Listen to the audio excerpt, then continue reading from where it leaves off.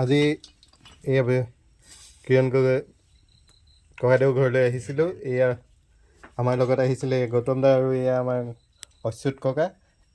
এয়া আমাক আপ্যায়ন কৰিছে। এয়া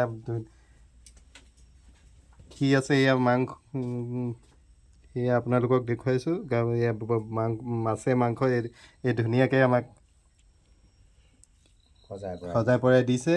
এয়া চাওক, কিবা এটা কৈ দিয়ক।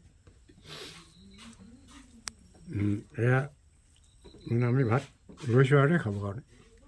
কিন্তু এতিয়া ইয়াত যে সঁচাকৈ ইমান ভাল লাগিছে, এতিয়া লগৰ লগলীয়া বুলি ক'বলৈ নোৱাৰিছোন।